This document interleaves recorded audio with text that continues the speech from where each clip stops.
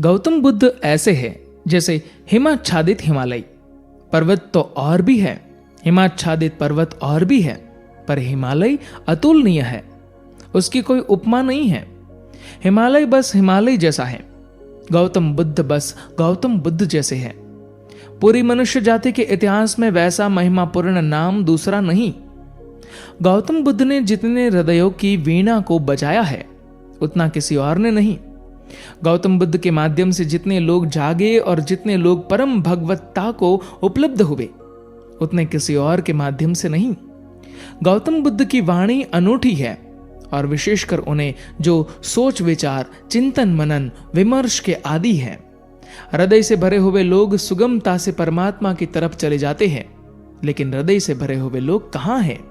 और हृदय से भरने का कोई उपाय भी तो नहीं है। हो तो हो, न हो तो न हो, ऐसे आकस्मिक नैसर्गिक बात पर निर्भर नहीं रहा जा सकता। बुद्ध ने उनको चेताया जिनको चेताना सर्वाधिक कठिन है। विचार से भरे लोग, बुद्धिवादी, चिंतन मननशील, प्रेम और भाव से भरे लोग तो परमात्मा की तरफ सरलता से झुक जाते हैं। उन्हें झुकना नहीं पड़ता। उनसे कोई न भी कहे तो भी वे पहुंच जाते हैं। उन्हें पहुंचाना नहीं पड़ता। लेकिन वे तो बहुत थोड़े हैं और उनकी संख्या रोज थोड़ी होती गई है। अंगुलियों पर गिने जा सके ऐसे लोग हैं। मनुष्य का विकास मस्तिष्क की तरफ हुआ है। मनुष्य मस्तिष्क से भरा है। इसलिए जहां जिससे हार जाए, जहां कृष्ण की पकड़ न बैठे, वहां भी बुद्ध नहीं हारते। वहां भी बुद्ध प्राणों के अंतरतम में पहुंच जाते हैं। बुद्ध का धर्म बुद्धि का धर्म कहा गया है। बुद्धि या उसका आदि तो है, अंत नहीं। शुरुआत बुद्धि से है, प्रारंभ बुद्धि से है, क्योंकि मनुष्य वहां खड़ा है। लेकिन अंत उसका बुद्धि में नहीं। अंत तो परम अतिक्रमण है, जहां सब विचार खो जाते हैं, सब बुद्धिमत्ता विसर्जित हो जाती है, जहां केवल साक्षी, मात्र साक्षी शेष रह जाता है। लेकिन बुद्ध का प्रभाव उन लोगों में तत्क्षण अनुभव होता है जो सोच विचार में कुशल है। बुद्ध के साथ मनुष्य जाति का एक नया अध्याय शुरू हुआ।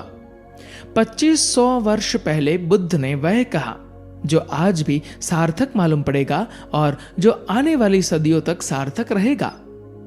बुद्ध ने काफी कह दिया, जरूरत से ज्यादा कह दिया, जितना समझना जरूरी हो उससे ज्यादा कह दिया, जितने से पूरी यात्रा हो सकती है उतना कह दिया, पूरा सेतु निर्मित कर दिया, रास्ता पूरा साफ कर दिया। काश सुनने वालों में थोड़ी भी समझ होती तो वही देखते जिस तरफ बुद्ध देख रहे हैं। बुद्ध क्या कहते हैं यह समझना जरूरी नहीं है। बुद्ध कहां देखते हैं वहां देखना जरूरी है। बुद्ध क्या बोलते हैं यह व्यर्थ है। बुद्ध कैसे है वही सार्थक है। बुद्ध की आंखों में क्या झलक रहा है वह हमें खोजना चाहिए। बुद्ध के शब्दों में क्या झलक आ रही है वह तो बहुत दूर की है। बुद्ध की आंखें बिल्कुल खजाने के पास है। बुद्ध ने कहा है, मेरे पास आना लेकिन मुझसे बंध मत जाना। तुम मुझे सम्मान देना सिर्फ इसलिए कि मैं तुम्हारा भविष्य हूं। तुम भी मेरे जैसे हो सकते हो, इसकी सूचना हूं। तुम मुझे सम्मान दो तो यह तुम्हारा बुद्धत्व को ही दिया गया सम्मान है। लेकिन तुम मेरा अंधानुकरण मत करना, क्योंकि तुम अंधे होकर मेरे पीछे चले तो बुद्ध कैसे हो पाओगे। बुद्धत्व तो खुली आंखों से उपलब्ध होता है।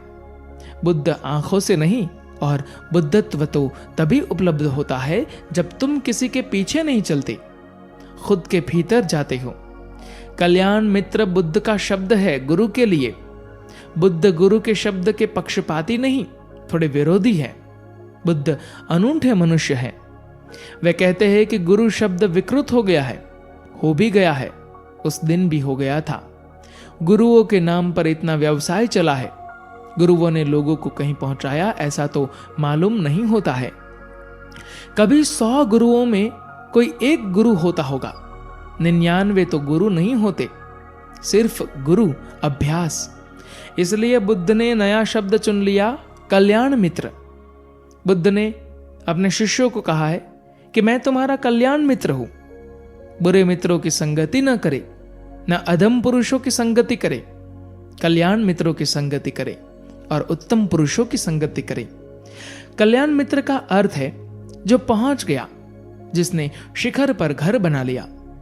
उत्तम पुरुष का अर्थ है जो मार्ग पर है लेकिन तुमसे आगे है, तुमसे श्रेष्ठतर है, तुमसे सुंदरतम है। उत्तम पुरुष का अर्थ है साधु। उत्तम पुरुष का अर्थ है थोड़ा तुमसे आगे, कम से कम उतना तो तुम्हें ले जा सकता है, कम से कम उतना तो तुम्हें खींच ले सकता है।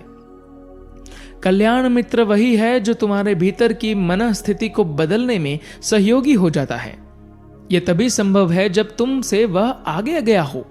जो तुमसे आगे नहीं गया है वह तुम्हें कहीं ले जा न सकेगा। आगे ले जाने की बातें भी करे तो भी तुम्हें नीचे ले जाएगा। मैं तुम्हें बुद्ध की बात संक्षिप्त में कह दूं। बुद्ध कहते हैं, न कोई गुरु है न कोई शिष्य है, और मैं तुम्हारा गुरु और तुम मेरे शिष्य। मेरे पास सिखाने को कुछ भी नहीं है, और आओ मैं तुम्हें सिखाऊं। गुरु की कोई जरूरत नहीं है, और आओ मेरा सहारा ले लो।